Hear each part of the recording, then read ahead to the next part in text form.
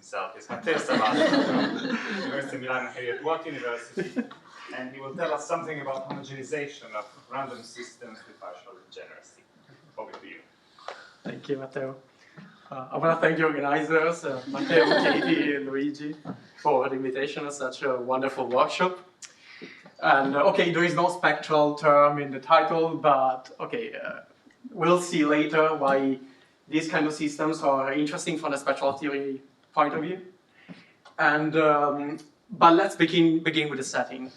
So let's start with a matrix, and that is perforated by a certain set of inclusions. Okay, with the notation we have omega, the set of all the inclusions, and the set, okay, is made of a countable number of connected components that are denoted by omega k. So this is a composite, and we are interested in studying the composite. We're interested in studying this elastic composite material with the following elastic tensor. So we have a tensor which depends on the parameter epsilon, and is made out of the sum of two constant tensors within the inclusion, and it's made of another constant tensor outside of the inclusion. So here epsilon can be thought as the average length of the single connected component, and at the same time as the coupling constant of the elastic tensor, at least of the elastic tensor epsilon squared C0. And we choose this exact coupling constant because this is the relevant power, where the coupling is coupled with the dimension of the connected component. This is the relevant coupling that gives life to an interesting spectral behavior. Okay, so which tensors are we considering now? Okay, then for this specific example, we have C0 is a shear tensor out of the diagonal, and C1 is a hard tensor, which is hard in compression, so it's the diagonal tensor.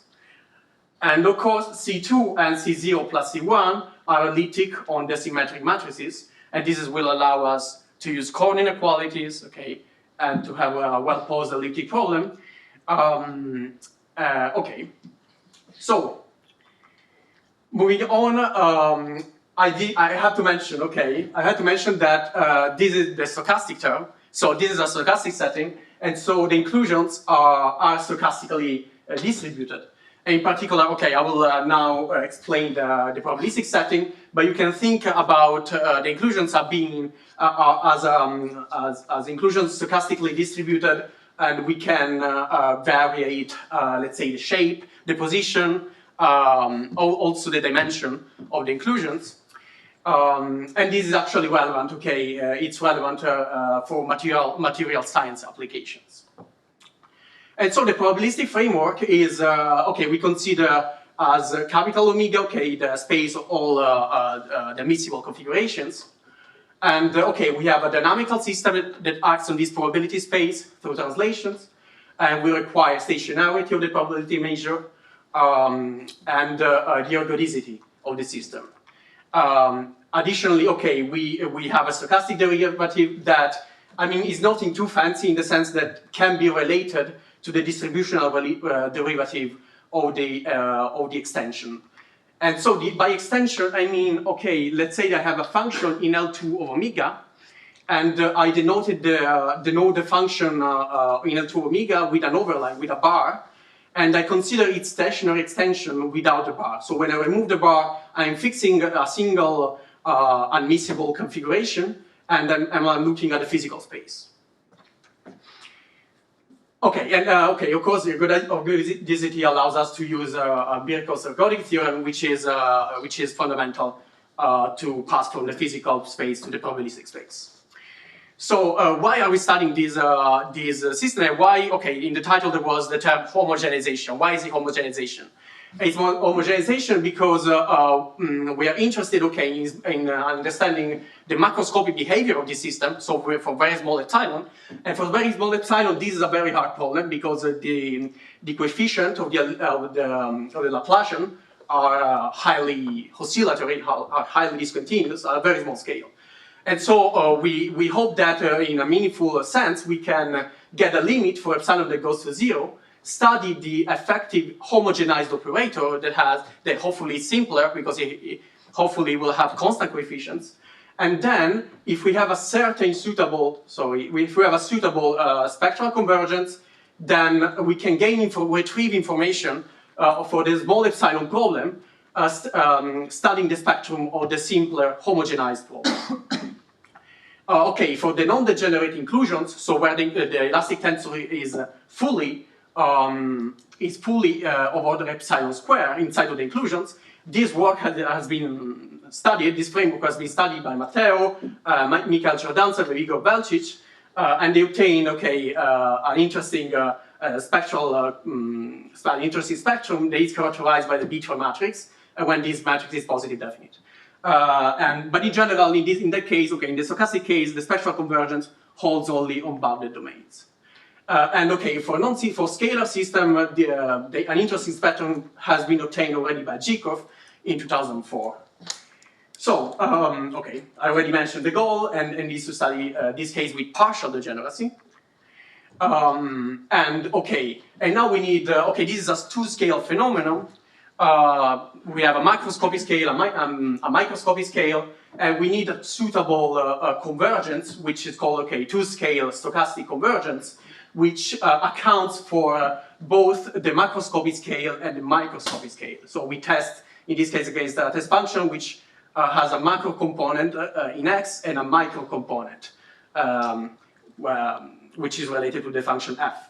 But okay, because of time constraint, I cannot delve into the details, but the fact is that we obtained, in this case, a limit system, a limit differential operator, which is associated to elastic constant coefficient tensor, which we call homogenized elastic tensor.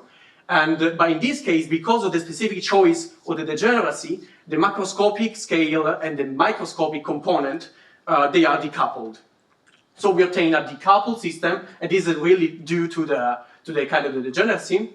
And the homogenized tensor, okay, in order to be well-defined, can be explicitly actually computed, but in order to be well-defined, requires an essential condition. And this is actually the tricky part, in the sense that we don't know yet for which kind of general degeneracies this essential condition is well posed.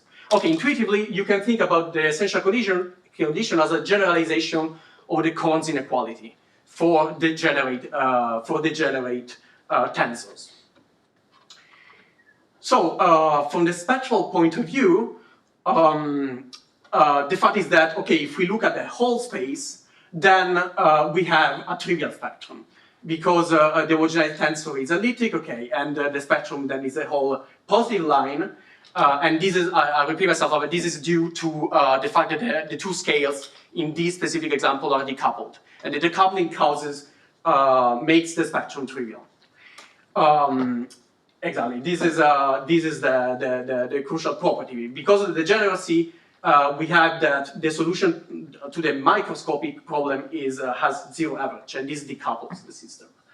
And then, okay, we require suitable spectral convergence. That's what I said. And suitable, we mean the Hausdorff convergence, which means first that all the eigenvalues of the spectrum of the limit problem can be obtained as a limit for epsilon that goes to 0 for or the eigenvalues of the epsilon, small epsilon problem.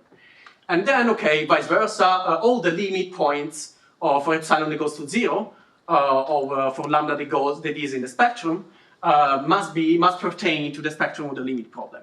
If we have this, we are happy, and then we can actually obtain meaningful information studying the spectrum of the limit problem. In general, okay, because of the convergence of the resolvent problem, we have that the spectrum of the limit problem is a subset of a limiting spectrum. So it's a subset of the set of the limiting points. The other inclusion is the tricky part. And for stochastic, for stochastic systems, in general, holds true only for bounded sets and not for unbounded sets. But in our case, since we obtain a trivial spectrum, and since the small epsilon problem differential operator, they are positive definite, then we obtain actually we obtain the full spectrum actually. We obtain the other side of the inclusion for free. Okay, so what we obtained. I repeat myself, but the tricky part is the essential condition, and we're able to prove it for the specific kind of degeneracy, but not in general, and this is a work in progress. And then, this is for this specific model with the spectrum is trivial. We do not expect the spectrum to be trivial for a different degeneracy. This is really peculiar of the fact that we chose a diagonal tensor of unit 1 inside of the inclusion. What's left? What's in progress? So to study less trivial examples, so where the essential conditions holds true without choosing this specific degeneracy, and maybe, hopefully, that will be great to classify all the tensors that satisfy the essential condition, which is necessary for the well-posedness or the limit problem. And then, also with this specific example, we want to prove the spectral convergence on bounded set, because on bounded set, then the spectrum is we have a point spectrum, and so is not the other side of the inclusion is not trivial anymore. And the interesting thing is that if we stochastically variate the direction of the degeneracy, then we can have a direction-dependent soft behavior in inclusions, and that would be very interesting from the spectral point of view. So, thank you.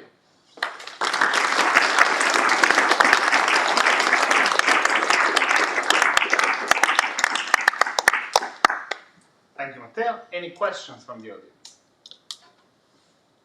Jean? So in the context of say elliptic problems and functions, the works of Sherdantsev and Velchich and Chernyshenko gave these convergence of the spectrum to these really beautiful periodic sets defined with this beta function of Schmidt and all that. Do you expect that you will be able also with elasticity to somehow have the sort of peculiar behavior that you could prescribe? Yeah, so for the, of course this framework is more general than the framework of full contrast. By full contrast I mean when the elliptic tensor is of order epsilon square inside of the inclusion fully. And for that case, it has, there was a beta matrix, not anymore a function. For the paper that you cited, there was the beta function, characterized the spectrum in the sense when beta, which depends on lambda, when beta is positive, then lambda is in the spectrum. And in this case, for system, when the beta matrix is positive definite, then we have the spectrum. And that, so we had also an interesting directional degeneracy, in the sense that we can have certain directions that are inhibited and other directions of propagation that are allowed. For this case of degenerate, for the case of degenerate systems, we do expect that, but we don't know yet. So, but thank you. Very, very interesting questions, actually. So, in a way, instead of having one beta function, you have a number of the eigenvalues of a matrix. So the eigenvalues of this matrix play the role. Each of them plays the role of that particular function. But you still have that sort of. Yeah. Any other quick questions? If not, let's thank Matteo again.